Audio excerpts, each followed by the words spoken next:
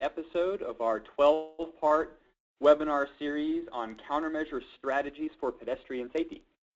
Today's presentation will focus on marked crosswalks. Today's presentation is going to be delivered by Peter Unn with the Federal Highway Administration's Resource Center and Charlie Zagier of the UNC Highway Safety Research Center. My name is Dan Jeline, and I'll be facilitating today's webinar. Attendees, if you can hear me, please click the hand icon located in the upper right-hand corner of your screen. This is going to let us know that the webinar is working and that you can hear us. So if you're able to raise your hand, okay, excellent. Lots of hands going up. Very nice. Glad you can hear us, and we're excited to have you all here with us today. Before we get started, I just want to go over a few administrative details about the webinar software. If for some reason your computer freezes up during the broadcast, please reload the website and log back into the program. You should be able to rejoin the session. We've already posted a copy of the presentation slides to our webinar archive page. A recording of the webinar will also be posted to the PBIC website in about 1 to 2 weeks. So you can go to the website now or right after the webinar to find the presentation slides to refer back to anything you missed. And then in about 1 to 2 weeks, you should be able to find the video recording of the webinar as well. Please note that attendees will not be able to speak during the webinar, though you will have the ability to submit questions to us and comments using the chat function. You can feel free to ask questions at any time during the presentation, and we'll be holding about 20 to 30 minutes after the presentation for discussion. Later today, you're going to receive a follow-up email from the UNC Highway Safety Research Center with a link that will allow you to generate a certificate of attendance for this webinar. If you're attending the webinar with multiple attendees at your site, please make sure to forward that message to each of them as well so that they can generate their own certificates of attendance. The email is also going to contain a link to the website where we've already posted the presentation materials from today's webinar. And again, within 1 to 2 weeks, that page will also feature a copy of the video recording of the webinar today. The webinar has been approved by the American Planning Association for 1.5 CM credits. Please check the online AICP event calendar for more information about those credits. And to learn more about PBIC webinars or to check out past webinars, you can visit pedbikeinfo.org/webinars.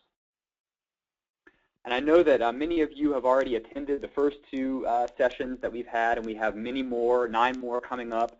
This slide here shows you the schedule for the next upcoming webinars, the next 3 sessions we have coming up. The next one will be on October 27th, followed by one on November 5th, and then November 12th. So if you're interested in these topics, please go ahead and visit those links, that link on the slide there.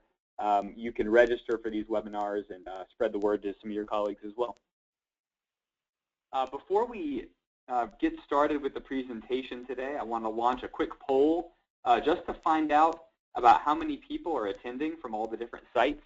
Please take a moment and just cast your vote on this poll just to let us know how many people are attending from your location. We're just interested in finding out whether you're attending with a larger group or just by yourself or maybe just a few of your colleagues. We're just trying to get a handle on how many people are out there. So spend just a few more seconds and vote on this poll, and then we'll begin the presentation. Okay, great. Just about 10 more seconds.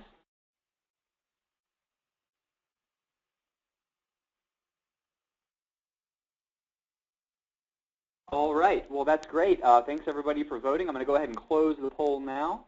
And what I'd like to do now is to go ahead and hand things over to our presenters, Charlie Zagier and Peter Unn. Peter, go ahead and accept screen control whenever you see it come across your screen, and we can go ahead and get started. Okay. All right. I can see your screen. Everyone should be able to see Peter's screen now. So Peter and Charlie, please go right ahead. Okay, so this is Charlie Zagier, and welcome everyone to today's webinar.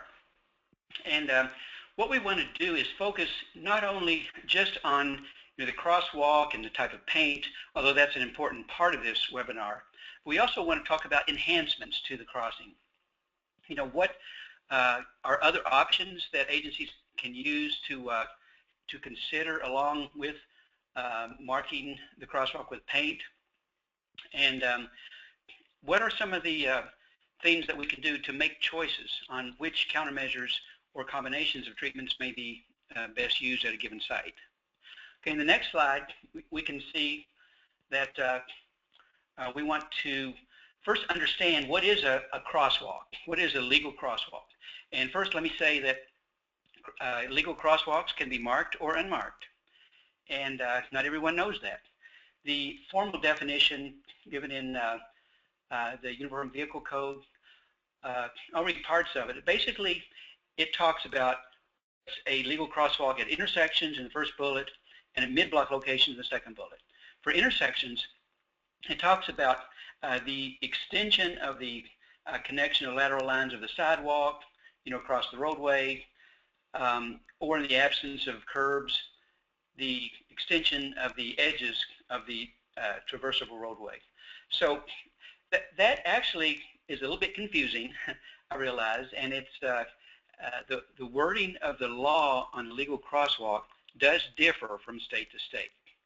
So what happens oftentimes when we deal with agencies, they may say things like, well, we don't have sidewalks leading up to the intersection, so therefore we decided not to put in a marked crosswalk.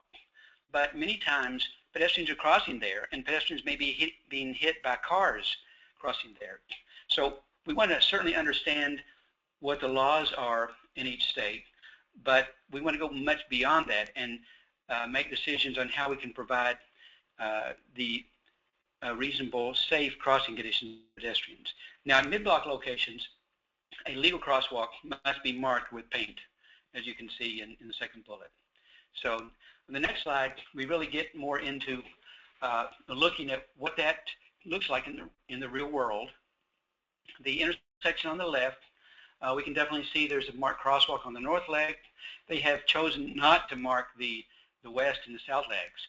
But as engineers and planners, we're hoping that agencies will go to a site and review not only which leg or legs to mark, but also that pedestrians may be attempting to cross any of the crossings.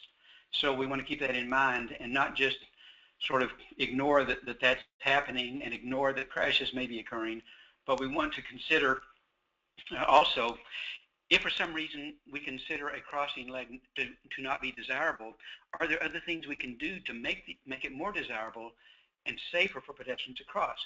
And that might either be, things like changing the geometrics of the crossing, providing, sign signals markings, or even reducing the number of lanes to a road diet. We're going to talk about some of these options. When you look at the illustration on the right, the agency has marked 3 of the 4 crossing legs, did not mark the south leg. Now, it may be because of the wider turning radii on the southwest corner, and perhaps there are more trucks or higher speed vehicles making that right turn. But when you go out and actually look at what's going on, and we've seen many sites like this, a pedestrian is unlikely in many cases to, if they approach the intersection from the southwest, we have observed pedestrians tending to just go right across the road whether there's a crosswalk there or not, instead of choosing to cross from south to north and from west to east and from the northeast corner to the south. In other words, pedestrians tend to take the shortest and easiest route, whether we mark them with paint or not. So in this case, instead of just saying, well, we don't want pedestrians to cross the south leg, they may be crossing anyway, so we want to look at it as an intersection in terms of, well, what can we do to make it safer or acceptable choices for pedestrians to cross any of the legs? Okay, so next slide, we want to ask a question, why are marked crosswalks provided? And there are several basic reasons. The first reason is we want to indicate to pedestrians a preferred crossing location where we have invited them, or we have provided an opportunity, I will say, for them to cross, not invited. The second reason is to give information to motorists so that they can be alerted as they approach a crossing that pedestrians may be crossing there. It's kind of a reminder. So whether we have a marked crosswalk or not, motorists still need to be aware that there are crossings, especially in urban areas, particularly intersections, and at mid-block crossings that are marked, and we want to remind motorists of possible pedestrian crossings ahead. And of course, the third option where we provide a mid-block painted crosswalk, and that is, in all cases, a legal pedestrian crossing. Okay, so let's look in the next slide at some wording that was actually in the 2009 MUTCD. It gives guidance on crosswalk markings.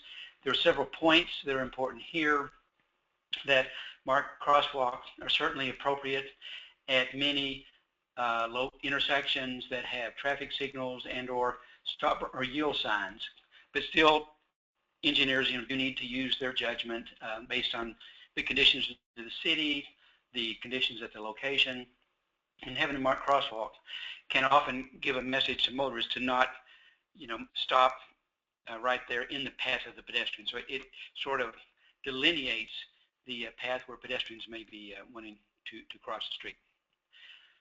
So the next slide gets into a little bit more detail and gives guidance on crosswalk markings. The fact that the MUTCD says they should not be used indiscriminately. In other words, you've got hundreds or even thousands of intersections in your city. We are not saying that you need to put a marked crosswalk on every single crossing leg. I mean, you can spend a huge amount of money on marking crosswalks at locations where hardly any pedestrians ever cross.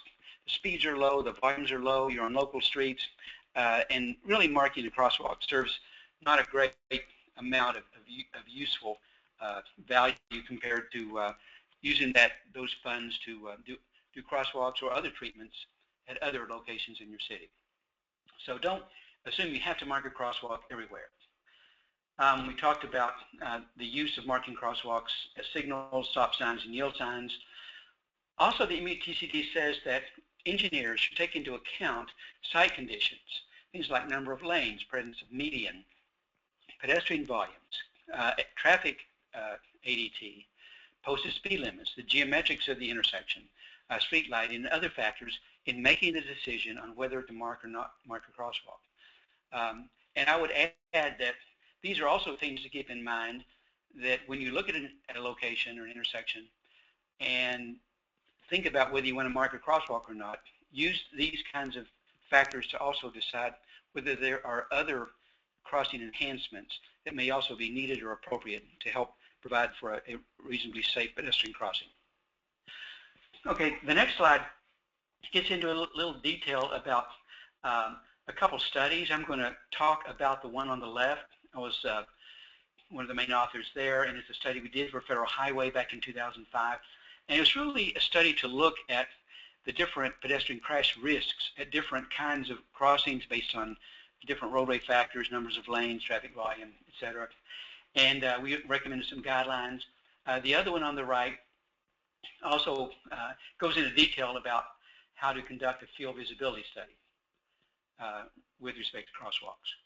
So if you look on the next slide, you can actually see the chart that we came up with in the FHWH study. And without spending too much time on it, I do want to point out several important things. And I think it does relate to considerations that we need to keep in mind when deciding whether to mark a crosswalk, first of all, but whether a marked crosswalk alone is adequate or whether you need other enhancements. So looking at the left side, the left column, we actually found that the number of travel lanes, 2 lanes, 3 lanes, or 4 or more lanes, really was a significant factor in terms of pedestrian crash risk. We also found that traffic vehicle volumes, and we have 4 categories of vehicle volumes: less than 9,000 vehicles a day, 9 to 12,000, 12 to 15,000, and greater than 15,000. These are kind of cutoff points, and I'm going to describe what that means a little bit. We also have posted speed limit as one of the other factors. So based on number of lanes, traffic volume, and posted speed limit, we are recommending the following guidance. Where you have a C in the cells, that means compliant. Really, that indicates that it's fine to put in a marked crosswalk. We didn't find that crosswalk markings necessarily by themselves reduce pedestrian crashes, for just any type of crosswalk. But we did find that there are situations where you don't want to just put in paint across the road, especially on these multi-lane roads. You can see where we have a P, that means it's possibly compliant. That means be careful before you just put in a marked crosswalk alone. The N's in those cells are for the higher volume, higher speed, multi-lane roads, and that means that don't just put paint across the road, because you will very likely increase the pedestrian crash risk if you just do that and nothing else. That these are the locations where we need something more substantial to provide for safe pedestrian crossings. All right, so let's move on and now talk about the guidance on when marked crosswalks alone should not be used. And this is the wording that was in the 2009 MBTCD. And basically, you can see some of those cutoff values, those ADTs that are greater than 12,000 without a raised median, or greater than 15,000 with a raised median. I'm sorry, the other way around. That sort of parallels some of the cutoff values in the 40 mile an hour posted speed limit. There was a little bit of issue with the wording that didn't make it quite compatible with the results of our study. So if you look at the next slide, it really gets a lot closer to matching what we're recommending in our FHFA study. So essentially, what it's going to be recommending, we hope and we assume, is that on two-lane roads, if you mark a crosswalk or not, in other words, it's not going to increase or decrease the crash risk either way. We do think that there are reasons in a crosswalk, particularly on collector streets or even on local streets where a fair number of pedestrians use the crosswalk every day. We actually recommended about 20 or more pedestrians per peak hour. That's sort of a minimum threshold, below which it's not worth spending the money on hundreds of crosswalks where hardly anybody ever walks. But above a certain level, certainly you want to indicate pedestrian crossing locations. When you get into the 3 and particularly 4 and 5 lane roads, it's fine to put in a marked crosswalk by itself up to an ADT of about 10 or 12,000. However, on multi-lane roads with greater than 12,000 ADT, even if it's got a raised median, you want to be careful about not doing something else. So above 15,000 ADT, even with a raised median, don't just put in paint alone if you're on a multi-lane road. These are the locations, 15,000 ADT or above, combined with 4 lanes or more. These are locations where you need something more substantial. And we're going to talk about some of these other options that need to go along with marked crosswalks on these higher volume arterial streets, higher speed streets, etc. Okay, next slide.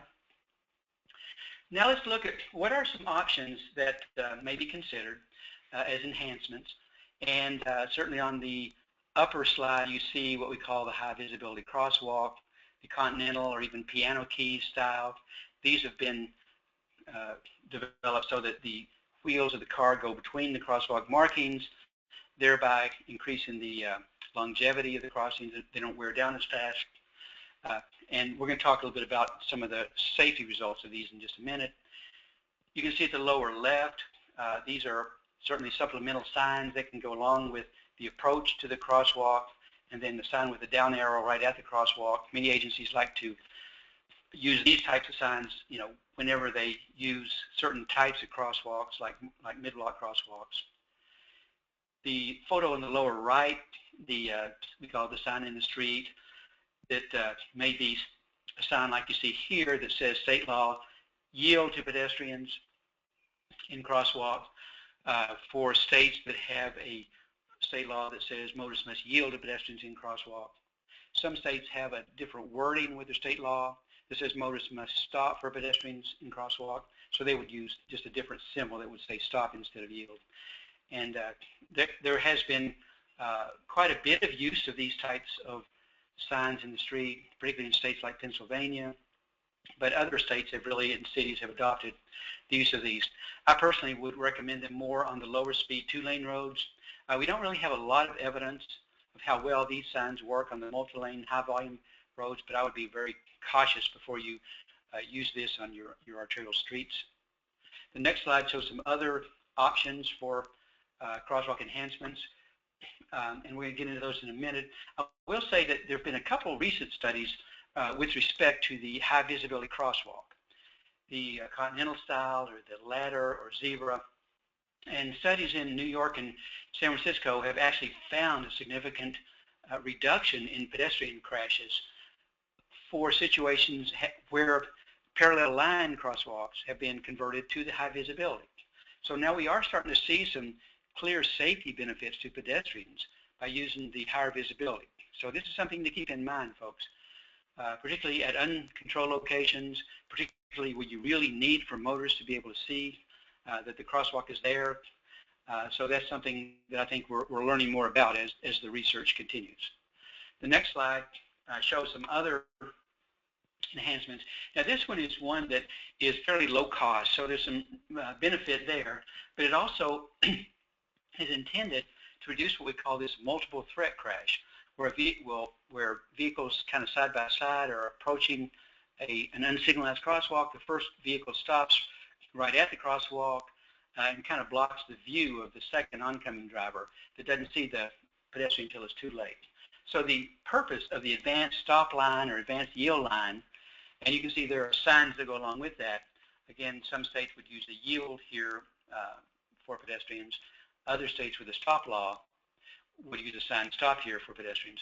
But essentially, these signs with markings can be placed between 20 and 50 feet on the advance or the approach of a marked unsignalized crosswalk. Now, I will say that when you have the yield sign, you can see that there's shark's teeth instead of a solid line. Where you normally have a stop line, you would have a solid line at that 20 to 50 foot level. But some initial research by Ron Van Houten has indicated that motorists, more than half the motorists will use and take advantage of stopping or yielding further back at the stop line. As a result, fewer conflicts occur.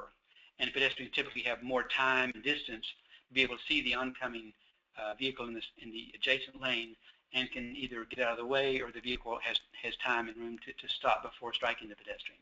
So this is a fairly low-cost countermeasure, and I think there's some real potential value of it. There's current research that we're conducting for NCHRP to evaluate this device and several others, and we have some preliminary results, and we'll be able to report those soon.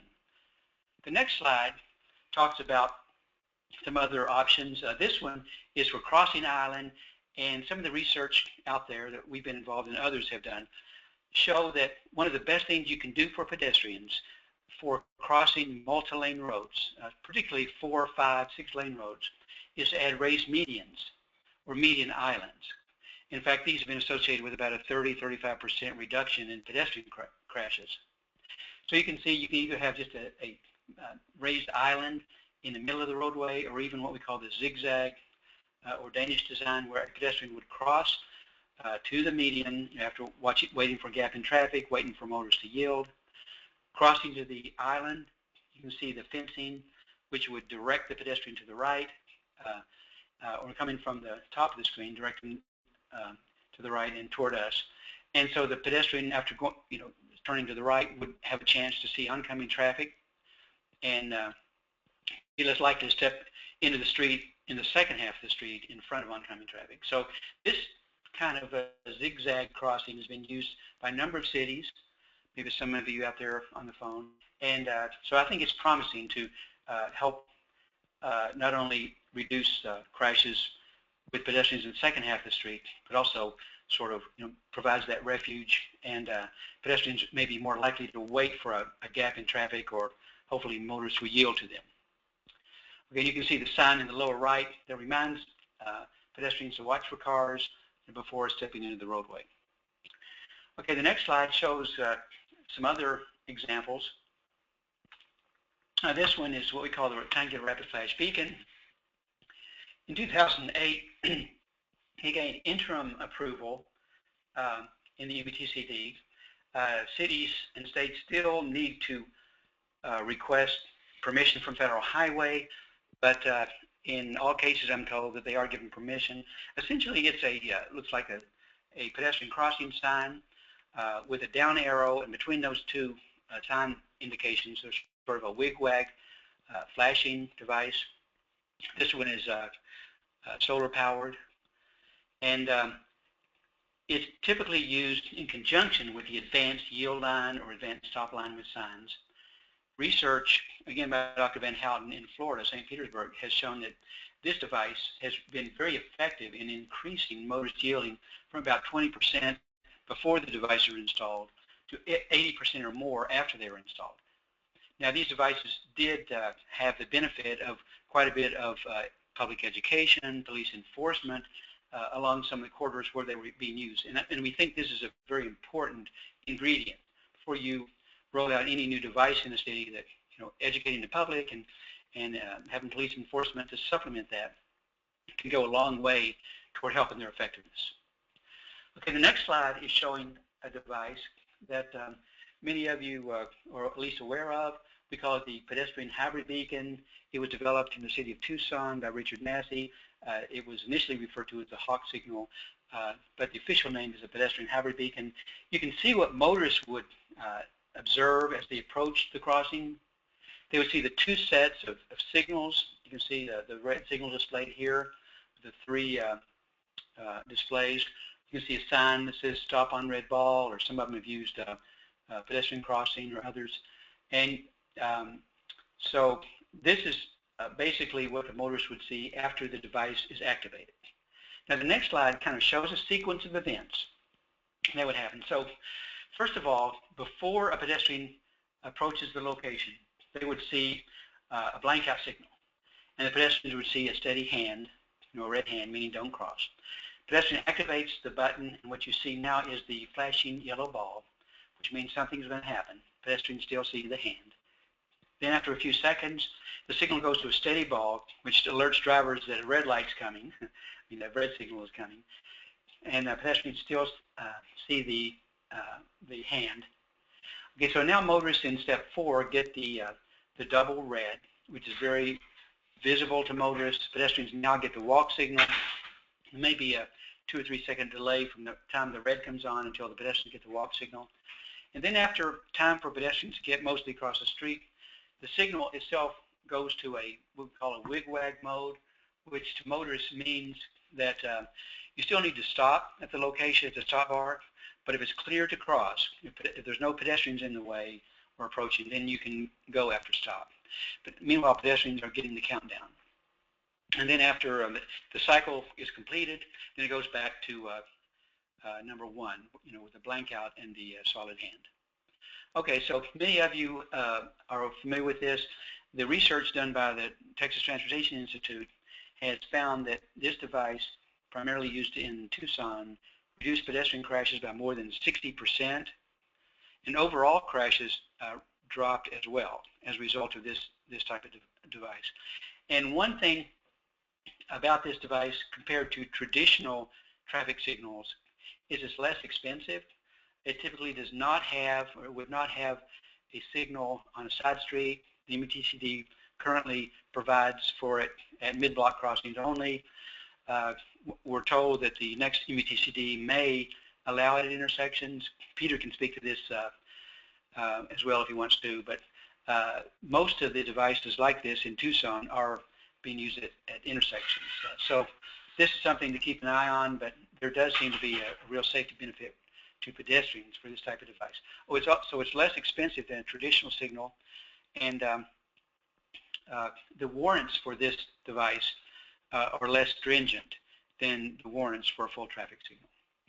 So the next slide now starts to talk about something that after you have warranted a full-blown traffic signal, there are several measures that you can do at signalized locations. If you warrant a traffic signal based on one of the 2 pedestrian signal warrants, this is an example of the flashing yellow arrow. Essentially what we're doing here is separating out the left turn movement from the pedestrian crossing across that leg.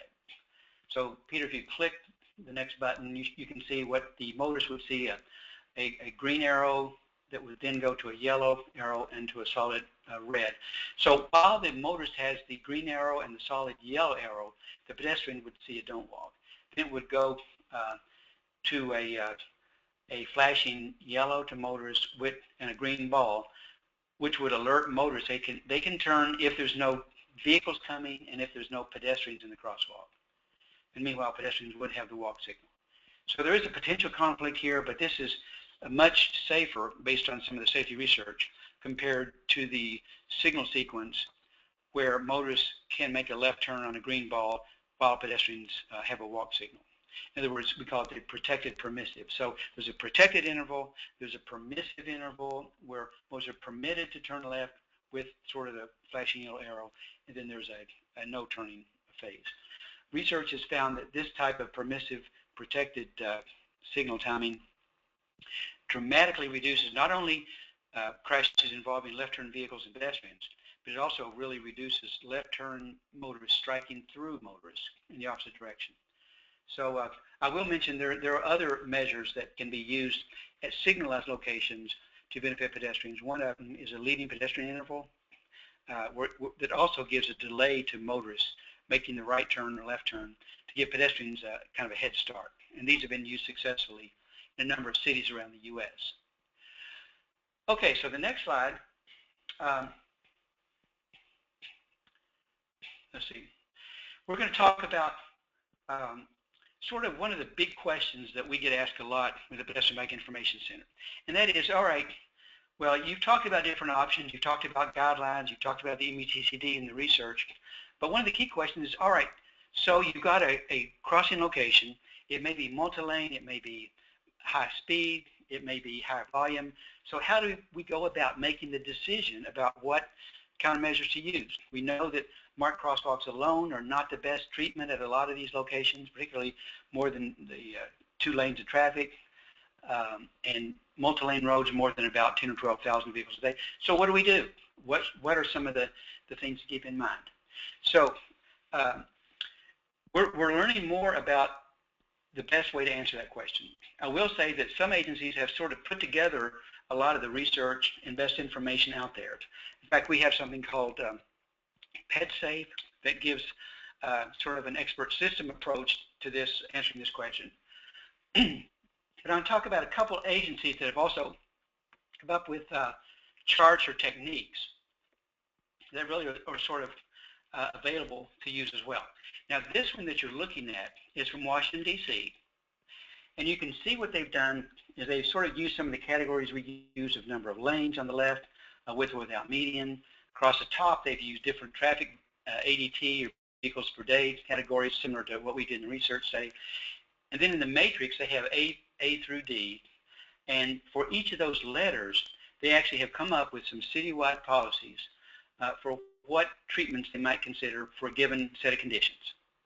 Like if you're in a category A, which tends to be 2-lane or fairly lower volume 2-lane, then they would tend to more make use of the parallel line crosswalks and possibly the pedestrian warning signs.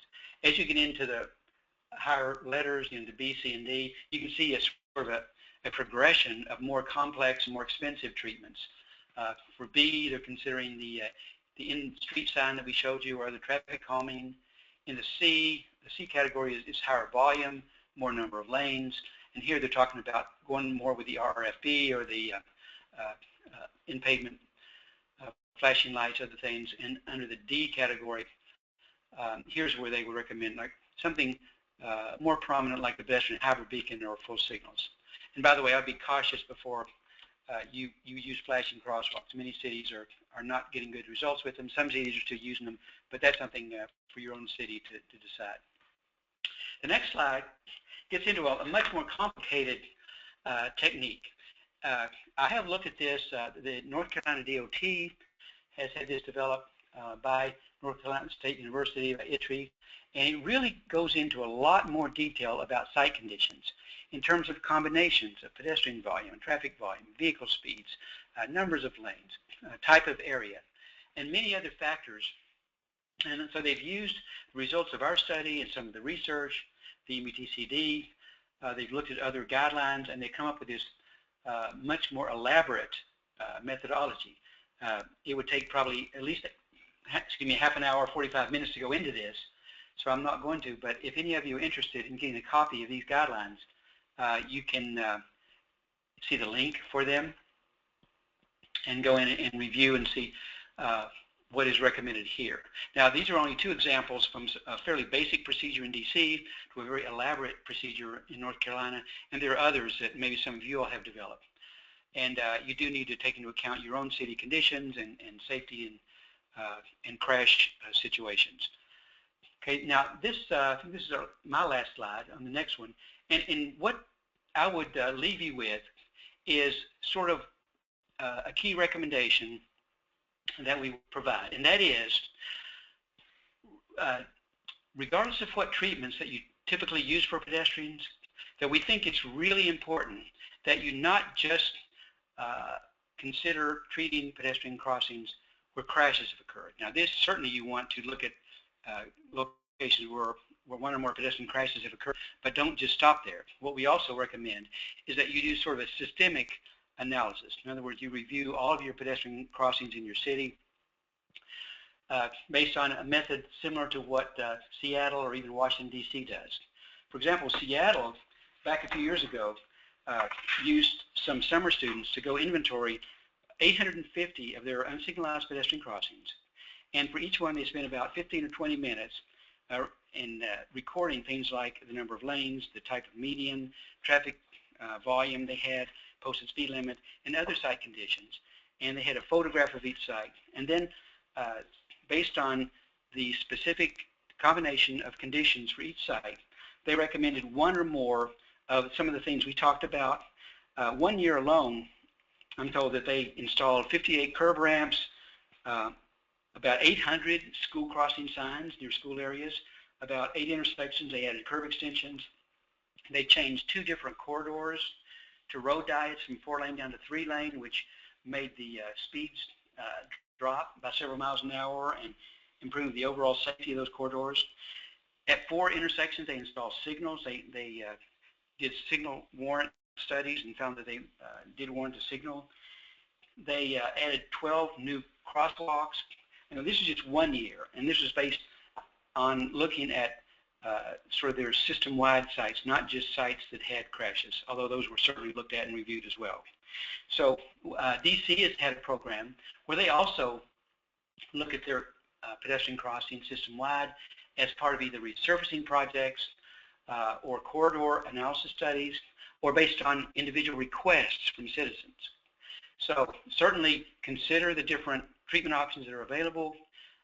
Peter's going to get into a little bit more detail now about specifics of some of the marking types and patterns. And so I think at this point I'll turn it over to Peter. So Peter Ryan. Hey, thanks, Charlie. That was a great job. You know, the study often referred to as the Zagier study, since you were an author, a part of that. You know, that was really groundbreaking. And it really did provide agencies the information they needed to, you know, make better decisions in marking or not marking crosswalks. And you referred to the MUTCD, the Manual of Uniform Traffic Control Devices, several times. And but you know, not as groundbreaking as your research, but it is a manual, which is a national standard, and it does affect safety because it helps to standardize traffic control devices. So I'm going to quickly go over some of the different standards and guidances related to marked crosswalks, and then go into some examples where I'm going to ask the audience if they think it's compliant or not, because we are getting some cities that are trying some interesting things that will just state that aren't compliant. So this is pretty basic here. It's right out of the MUTCD section 3B.18, which is crosswalk markings, and it states that you know, you have to have with the 2 lateral lines, if you're just using, and this is sort of the minimum as far as the crosswalk, that it's going to be between 6 inches and 24 inches. I think most agencies get this and haven't seen any issues with this. Now, as far as the, and that is actually a standard. So the MUTCD also has guidance, and it talks about, with regards to traverse lines, that if you're going to use a marked crosswalk, the gap between the lines should be not less than 6 feet. And 6 feet is a really good dimension, in that it allows 2 people in wheelchairs to be able to pass each other comfortably without having to go outside of the crosswalk. So I think most agencies understand that. Now, you talked about high visibility crosswalks, and this is getting into more the dimensions of that as your, the crash modification factor stated that these being better seen do have, I think you said 40% crash reduction factor. So good safety benefits, but there are some requirements in the MDTCD or guidance in the MDTCD that talks about this as well. As far as the length, you can see here the 6 feet minimum, which also follows with regards to the gap of the lateral lines. So as far as the length here, 6 feet.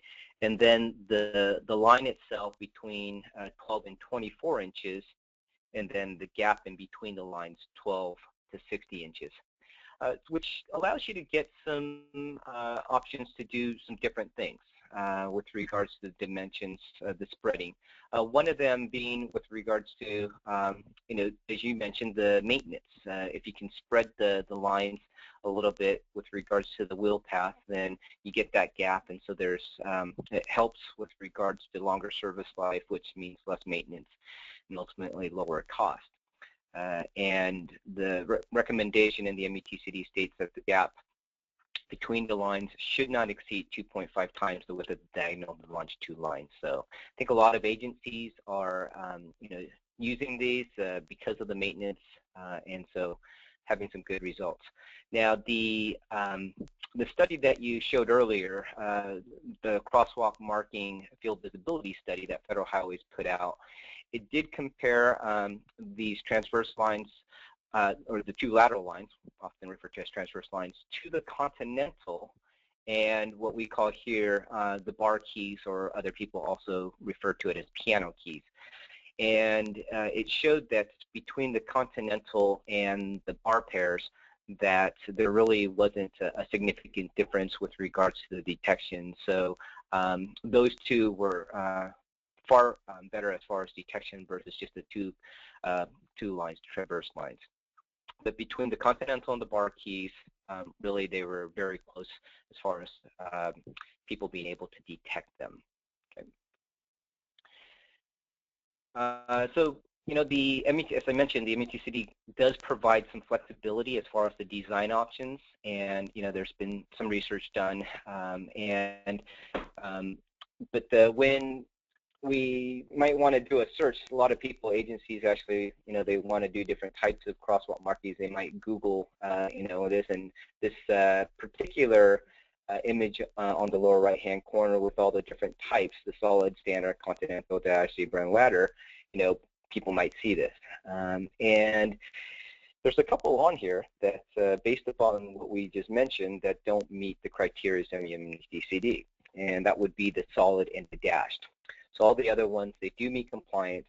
And remember that this is with regards to traffic control, and so people need to be able to understand, when they see crosswalks, what it means.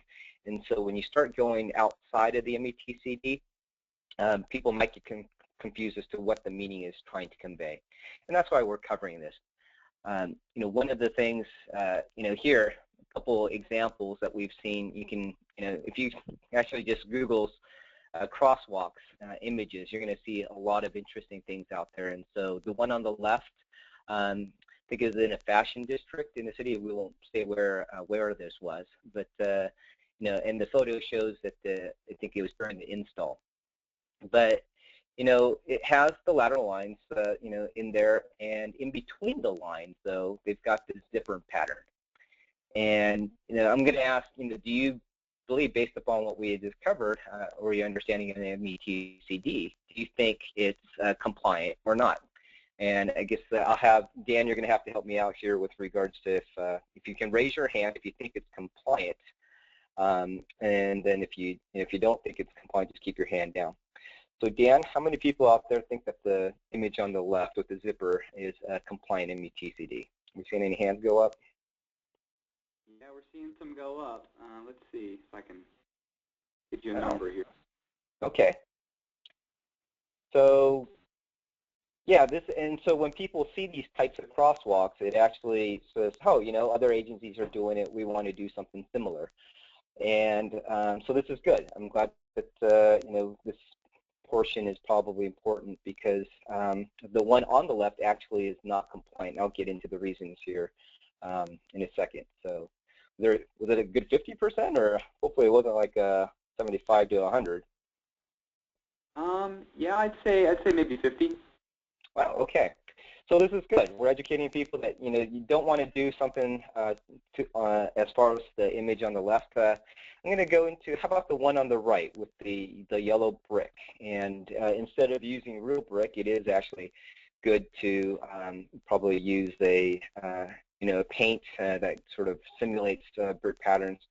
But this does have the two lateral white lines, which does make it a legal crosswalk. But in between those lines, we've got this nice bright yellow brick pattern, the yellow brick road, right? How about, if you think that this is compliant, if you can go ahead and raise your hand again. And if you don't, just keep it down. Or if you raised it from the earlier one, maybe you can get rid of your hand raise. So Dan, how are we doing there on that one? It's fewer, Peter. I'd say maybe like 20%. Oh, okay. Well, that's interesting because I would have thought, for me, when I first originally was looking into this, I would have thought the one on the right would actually be more the compliant. But there was an official ruling by the METCD team, and if you go onto the METCD website in 2013, the official ruling was 30924I, but it was application of colored pavement.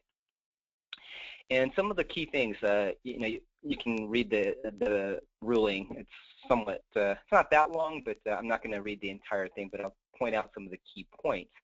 And it said that Federal Highway's position has always been, and it continues to be, that subdued color aesthetic treatments between the legally marked transverse crosswalk lines are permissible, provided that they are devoid of retroreflective properties and that they do not diminish the effectiveness of the legally required white transverse pavement markings used to establish the crosswalk.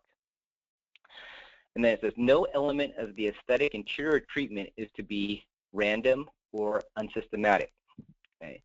So no element of the aesthetic interior treatment can implement pictographs, symbols, multiple color arrangements, etc., or can otherwise attempt to communicate with any roadway user.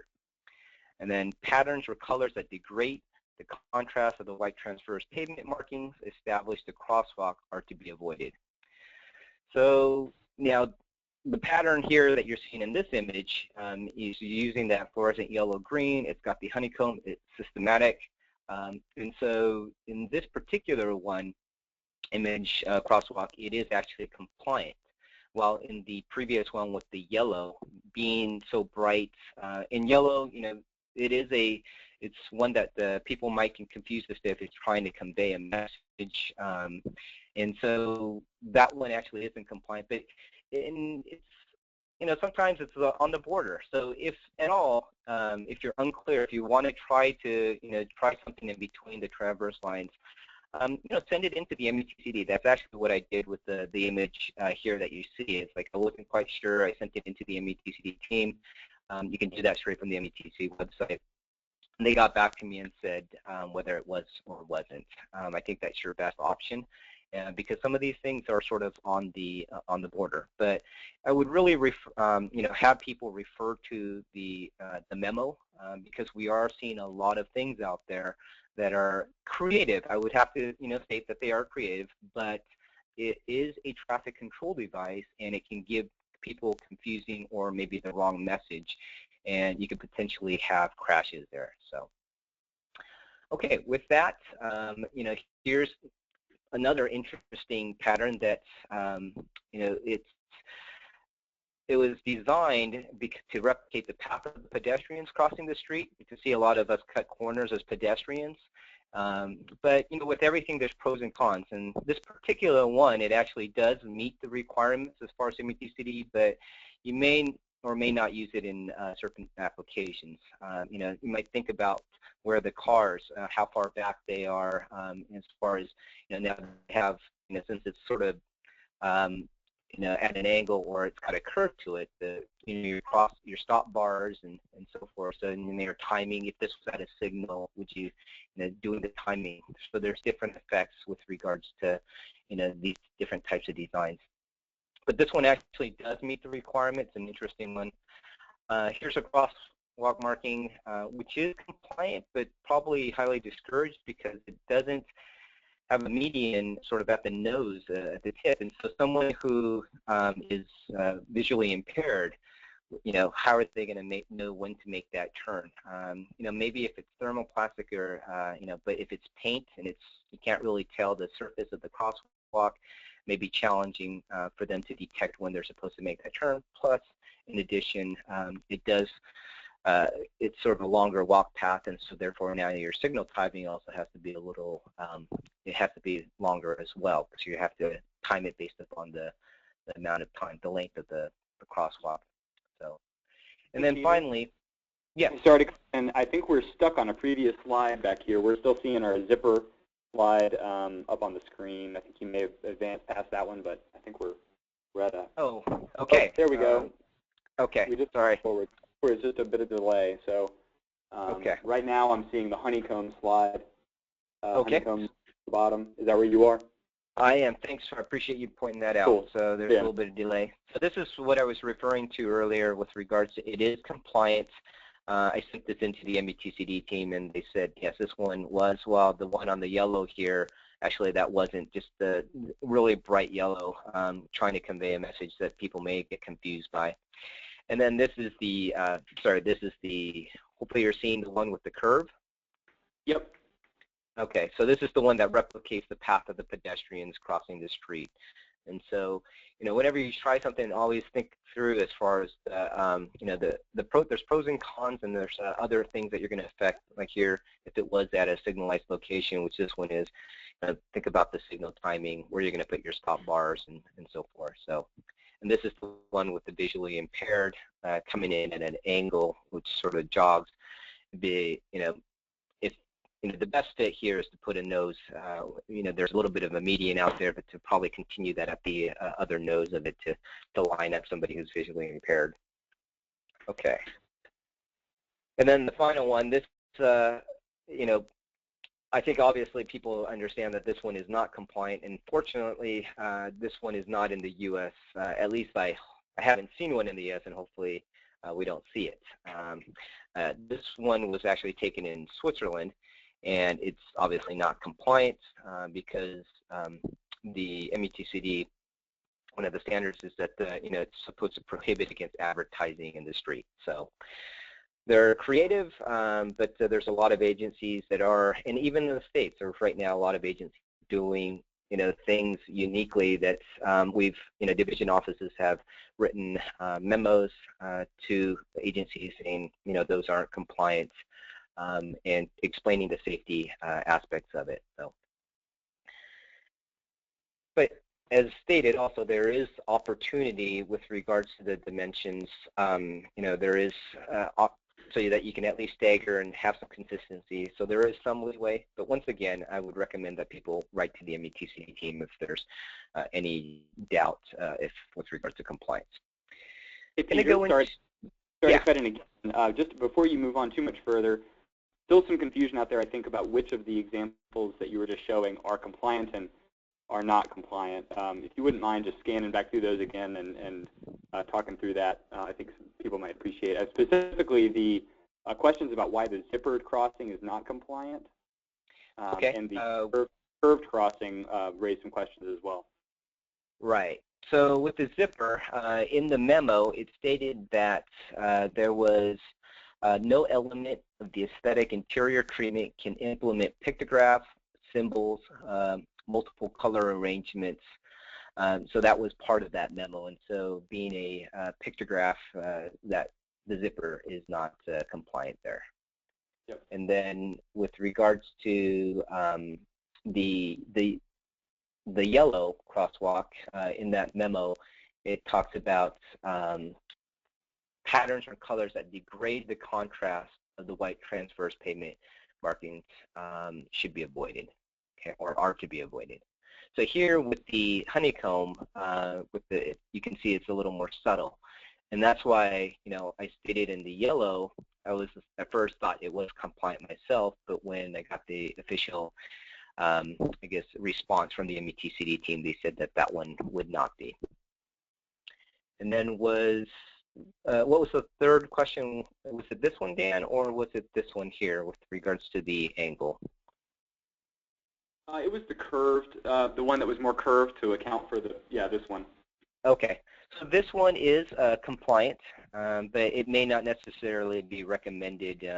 Obviously you have to look at the pros and cons and the effects. Here, this is the pattern that most people walk.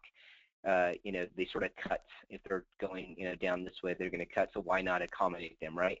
But then, vehicles are set further back, and this one is a signalized location, so it's going to affect their signal timing with regards to vehicles, but also for the pedestrians.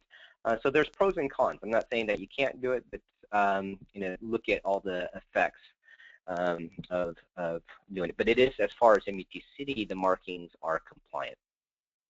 Okay.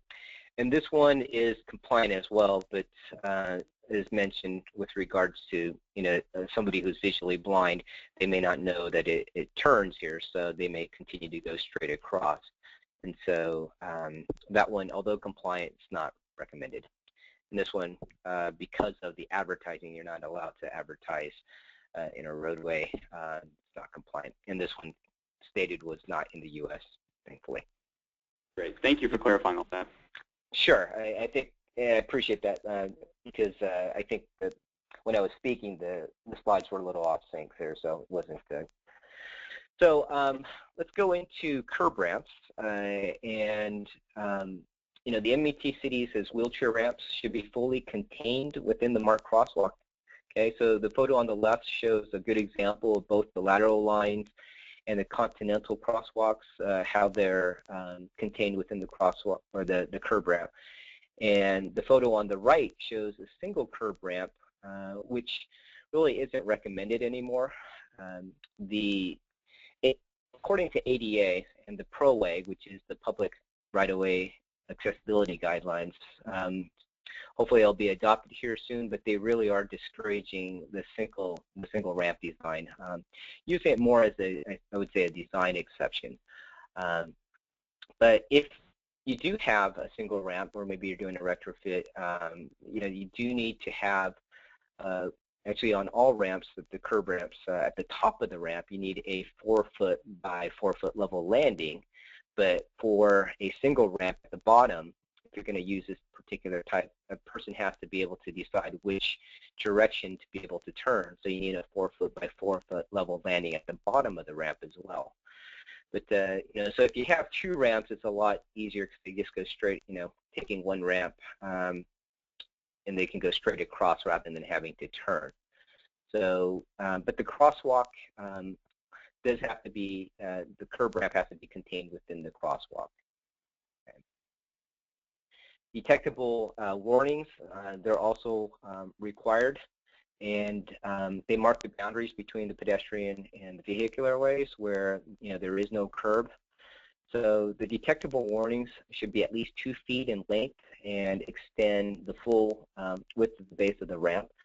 And as far as the color, it should have a 70% contrasting color to the adjacent sidewalk, so that it provides that ability for people with low vision to be able to detect them as well. Now this is a table that came out of the cost for pedestrian and bicyclist infrastructure improvements, a resource for researchers, engineers, planners, and the general public. Okay, so it compiled with regards to pedestrian bicycle infrastructure treatments, the costs. And this, I guess in the crosswalk section, having looked at it, it covered with regards to paint and, or it averaged and, showed a minimum, maximum. By the way, there's a median and an average, and what the average does is it actually hits sort of gets rid of the outliers. So they actually have a median number. So that's the difference between those two, is that, if I make sure I get that right, the average cost can be a little misleading because it was some of the high-end or low-end outliers. They got rid of those, and so therefore the median is more a true median. Okay. Hey, Peter, this is Dan. You've got your two questions, I guess. One, your calendar invitation is out there. Yeah, that's all right. And the second is, could you just mention where this information comes from? Yeah, it's a guide, the costs for pedestrian and bicyclist infrastructure improvements, a resource for researchers, engineers, planners, and the general public. So a long title, but yeah, it's a good. Peter, I'll just add that is a resource that we did at HSRC. We have it on our PBSC website, and so Dan, you can put out the link for that. And just real quick, it's intended to mainly be used as sort of a planning document, just to give some general ranges of costs. It's not intended to take the place of the costs that you all know that you have, in your own city, because costs do vary from city to city and based on some details of the type of treatment. Right. So yeah, on some of the other treatments, I noticed it was a lot more clean cut. But with markings, because there's so many factors involved, I think, as Charlie said, it's you got to look at the best. It gives you a ballpark at least, which is helpful. But looking at your own local data would be the most ideal situation. So. Talk a bit about the actual materials that agencies use, and this can be really broken up into two different categories. A lot of agencies use paint, which is less durable than the list on the right, with the more durable type of materials as epoxy, polyurea, thermoplastics, and preform marking tape. In the upper left-hand corner, you're going to see an image, and it's a cover of the guide for maintaining pedestrian facilities for enhanced safety. This was a guide that Federal Highways put out back in October of 2013, and it really, this is a lot of good information with regards to this and some good practices, which we'll cover here. So, but the guide basically, they did an interview of 15 different communities and DOT across the country, and really trying to get a database of with regards to what's working well and what's as far as durability, and some of the results we'll go over here shortly. But when some of the factors that agencies use for choosing materials is really the cost to install and to maintain. Okay, are they going to do it in-house, or are they going to contract it out? It's one of the big questions that they look at. And agencies really can't collect, they should be collecting this data over, several years, and then averaging how often they're, remarking their crosswalks, and then getting bids from contractors to compare that to see if they want to switch or not. This guide is a good start to get some ballpark averages, but really, the factor is, in many states that, with snow plowing, it can be, quite a wide range, because snow plowing is probably the biggest thing in wearing out the materials. So, this is a good guide. The maintenance guide is good to take a look at to get some numbers, but do check with the locals, your local areas, and maybe correspond your nearby neighbors. But according to the National Bicycle and Pedestrian Information Center, they're saying that the most durable and really the recommended crosswalk marking material for new pavements is the inlay tape. It's really highly retroreflective, long-lasting, slip-resistant, and they say it requires little to no maintenance. But I think the one thing here is that it is for new pavements, and many of the more durable materials work best when you have a good base, good material. You might even do after a overlay is probably best. When you have pavements that aren't in good condition, some of these newer materials might not last as long or might not get the type of durability that you're looking for. So, so the condition of the pavement is a big factor in this. As far as retroreflectivity is something I'll cover on the next slide.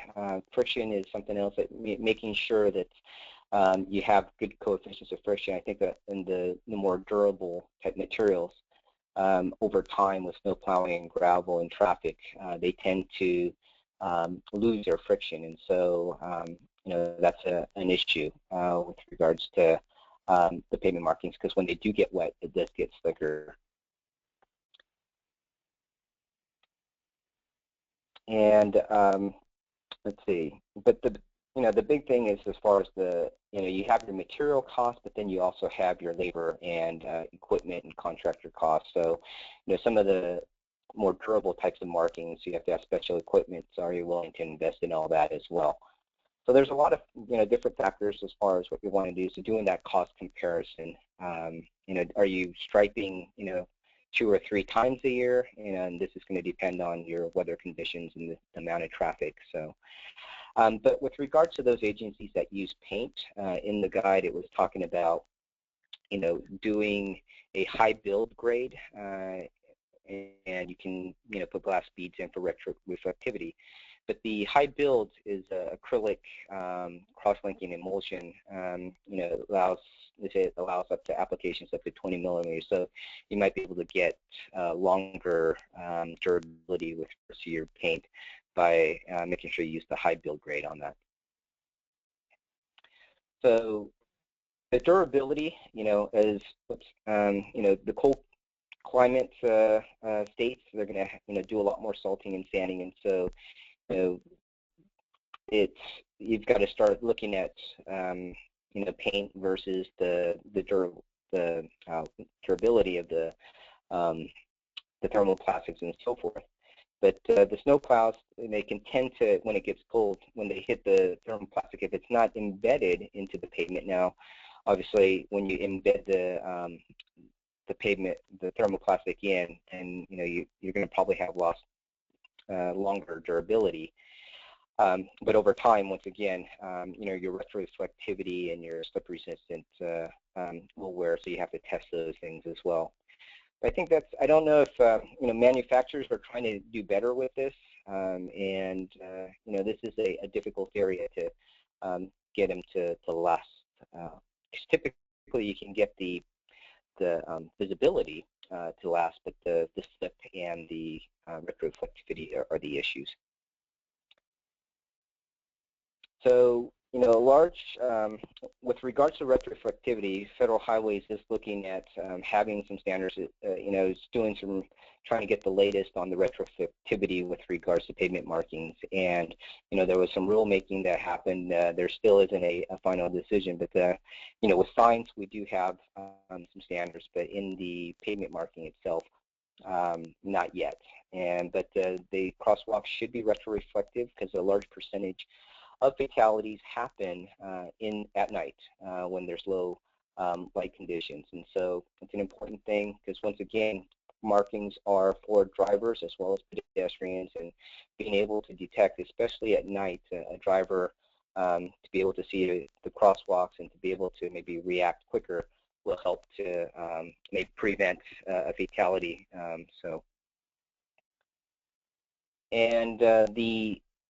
As far as the markings, a good research with regards to, as an NCRGP report 306, long-term pavement marking practices, and it provides the cost comparisons and life cycle costs. It's a few years old, but I think in this area that's still relative today. And in general, it says that the thermoplastics provide a life of 2 to 3 times that of the paint, for long lines, and then epoxies have, life of 2 to 3 times that of paint, but it is 4 times the cost of the paint. And then the life cycle cost for paint was half the cost of the thermoplastic. So, once again, you're going to have to decide how often that you're going through and, putting down your different materials, and so collecting that database over time. But the the different types of research reports and the guides that provided are a good starting points as far as figuring out where you want to go with this. Here's a good table out of the maintenance guide with regards to the relative cost and then the lifespan and the retroreflectivity. Yeah, Peter, we're seeing it pop up again. I'm not seeing it on my screen. Okay, I don't know if anybody else is.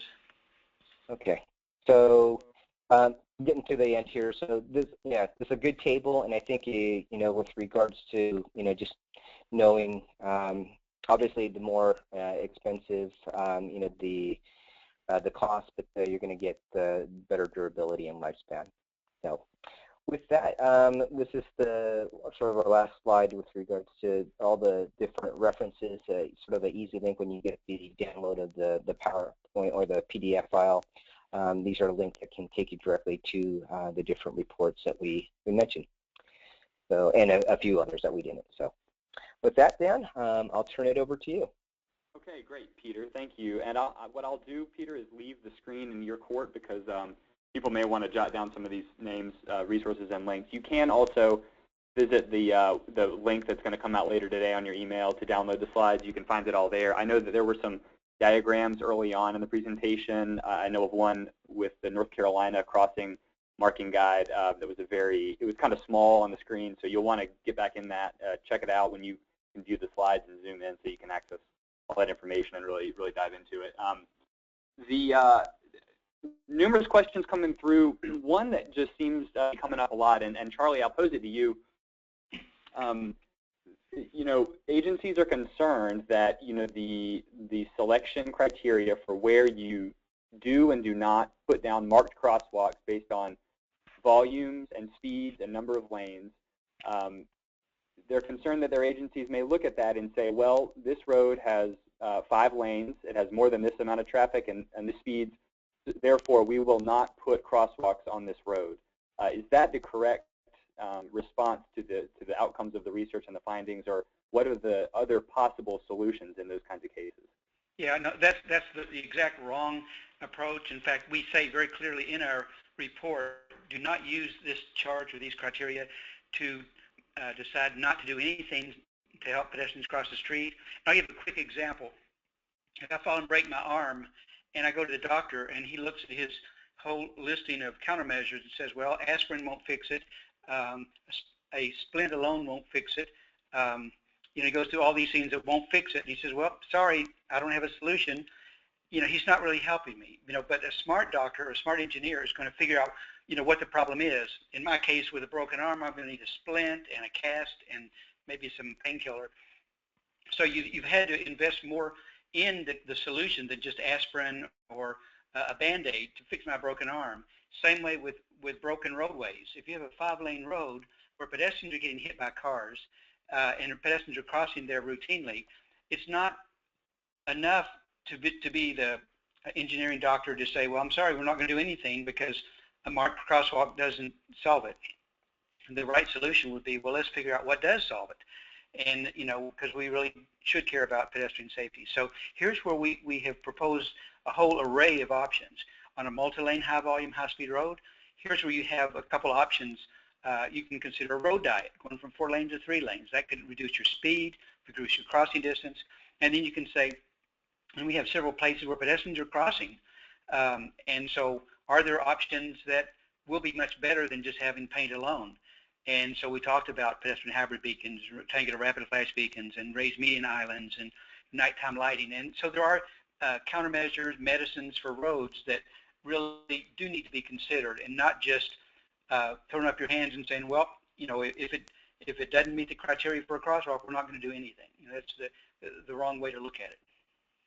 Right. Thank you, Peter. Or Charlie, I'm sorry. Peter, anything to add? No, that was. I think that was the main takeaway from some of the research. It actually stated, your main objective is how do you get people safely across the roadway. It's not about whether you mark or don't mark a crosswalk. So, yeah. All right. Great. Yeah. Let me just say one other thing. I mean, since I use the doctor analogy, doctors are told to do no harm. And I think the same can be applied to engineers and planners. We don't want to put the wrong countermeasure somewhere, but at the same time, if you have a legitimate problem, and that's what we need to be looking for, is then you need to look for the right solution that really fixes that problem, and not just say that we don't want to spend any money on this location, so we're going to do nothing. Yep. Okay.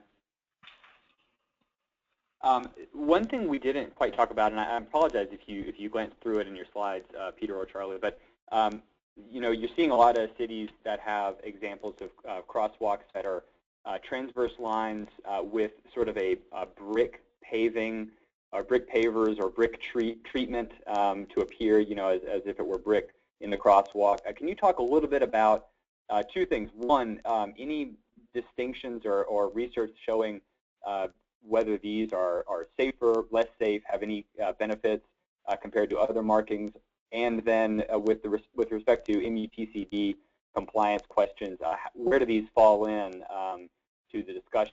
Are these compliant, or are they not, and what should agencies consider when thinking about these? Yeah, they are allowed to use brick, but I guess the question was more about painted brick, which as you saw in the image with the yellow, that really does distract. It sort of takes away from the, here in this one, with regards to the transverse lines. And so, if you use a red, it would be compliant. It actually says that in the memo as far as certain colors, and so you can get that pattern. As far as the safety, when they looked at whether the patterns, it stated that it didn't necessarily improve on safety. So I don't know, it didn't go into in depth with regards to what that safety analysis said, but they looked at a lot of different conditions, and in the memo it said that they didn't see that it improved safety. But you can use, depending on the color, you can use some brick patterns, or if it's a systematic pattern, you can go ahead and use that in between the lines. Charlie, any thoughts on the brick paver discussion of the stamped concrete within crosswalks? Well, I mean, we hear from a lot of agencies out there that the using brick is problematic from a maintenance standpoint, and the stamped concrete is a lot better from a maintenance viewpoint, and less expensive. And you want to think about what's going to last, and and also provide the best safety for pedestrians. Yeah. Going along with that, lots of questions about adding or applying any kind of texture within the crosswalk area that can be, well, I won't say benefit, maybe benefit or detract or be a burden on individuals with disabilities, specifically individuals in wheelchairs or those with low vision. Can you talk about what you might consider for considerations for these individuals? You thinking about a couple of things, both the sort of bumpiness of a ride for a crosswalk marking, if you're talking about a high visibility crosswalk for people in wheelchairs, and then anything that can help a person with vision, low vision, to kind of stay within the certain crosswalk area without navigating outside of it. Peter, you showed examples of the crosswalks, making sure that they're straight lines from corner to corner instead of curving off in the middle of the road. Can you talk about just any kinds of improvements or advancements for individuals with disabilities? Yes, I think okay, I'm off mute. With regard, like the image on the left here, you can see it's a high contrast with the black asphalt and the white, and so people with low visibility, they can detect this a lot better. And so I think that's why the MUTCD, is stating with regards to the contrast, especially when you have it in between the transverse lines, that it doesn't take away. So a person with low visibility will be able to detect that contrast and be able to, walk straight more across rather than get diverted off. Sorry, there's another part of that question, I think. Yeah, I think there's some concern, if you're talking about putting down this pattern that you're showing here on the left, if an individual in a wheelchair rolling across, traveling across through the crosswalk, it could be, maybe a bumpy ride, especially for someone with a, spinal, injury or otherwise. Are there any solutions or considerations where agencies might, in that case, want to go more toward the parallel lines to keep that pavement in the middle of the crosswalk as smooth as possible? Right. So yeah, that's definitely going to be a consideration.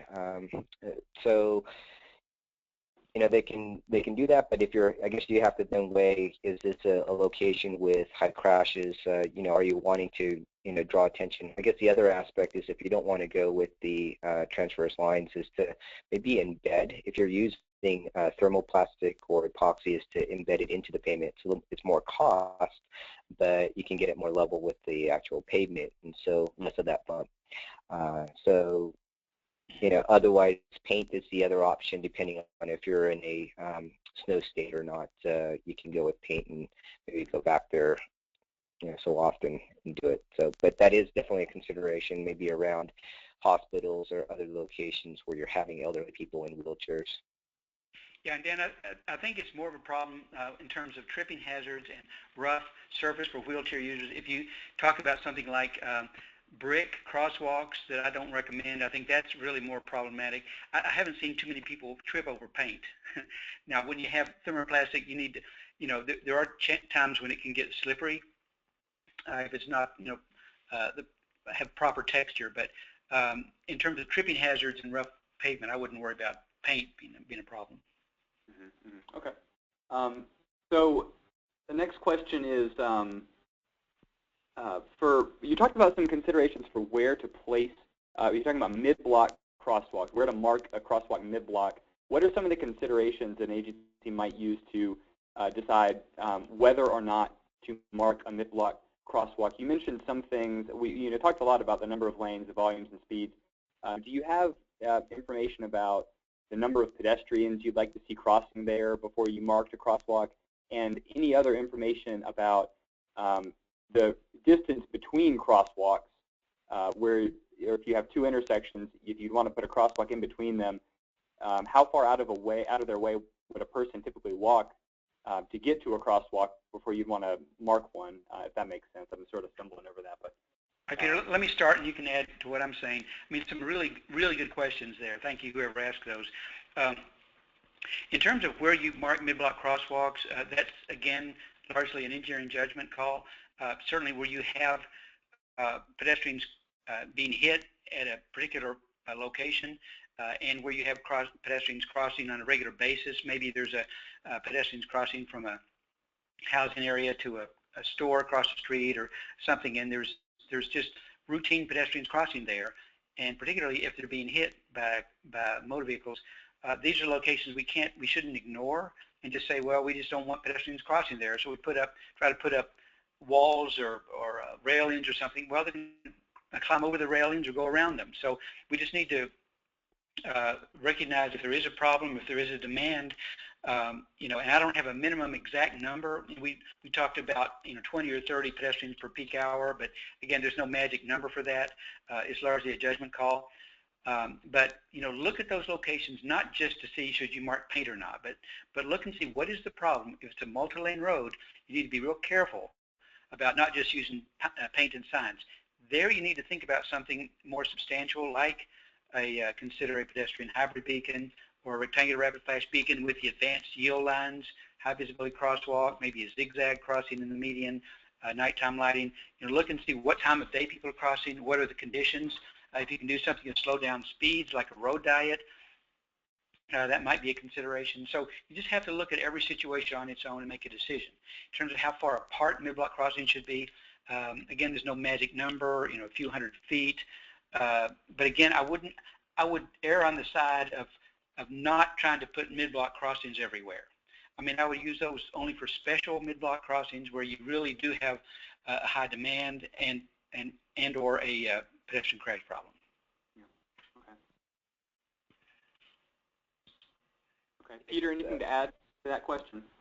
Yeah, one of the things that in one of our modules in our workshop, we actually asked everybody to raise their hand and say, how far are you willing to walk to a controlled, crossing, a signal, or maybe a pedestrian hybrid beacon. And typically, most people are willing to walk about 75 to 100 feet out of their way before they start considering, doing a mid-block crossing. But obviously, that depends on how many lanes and the speeds and so forth. But so, as Charlie stated, every situation is a little different. You have to go out there, but it's a good indication that if your crossings are too far apart, your signals are too far apart, and if you don't have anything in between, definitely go out there and see where maybe some of the people might be crossing, and figure out the best way to get them safely across. As Charlie said, it's not just about making a crosswalk, but maybe there's some other features. And talking to people in a neighborhood. The other aspect is just transit. You have a lot of transit stops, on both sides of the roadway, and a lot of people are doing crossings there, so making improvements.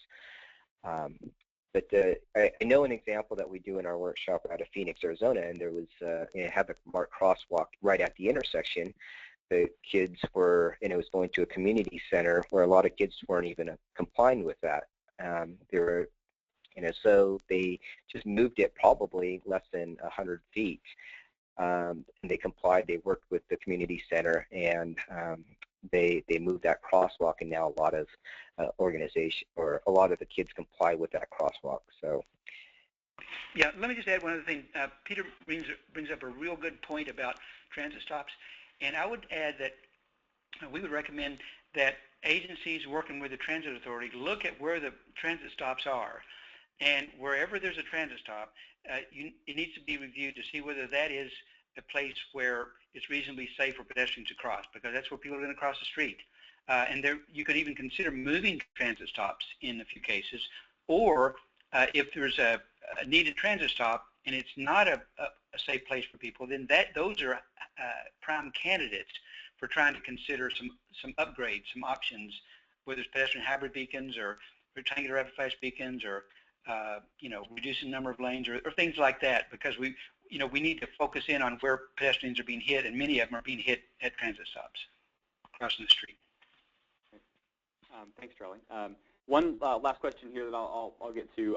It didn't come up that much, but I know you spoke about advanced stop and advanced yield lines. Can you talk at all about spacing, how to space those advanced stop and yield lines in front of an uncontrolled crosswalk, and then anything you can say about how to space a stop bar at a marked crosswalk at an intersection? What sorts of criteria should you use to determine the spacing between the crosswalk and the stop bar or the stop line?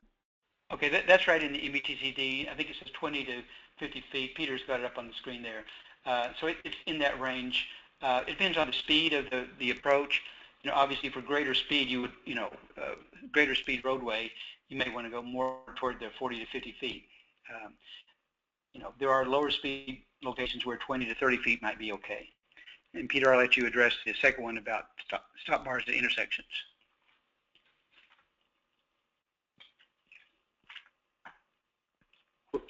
Peter, are you still with us?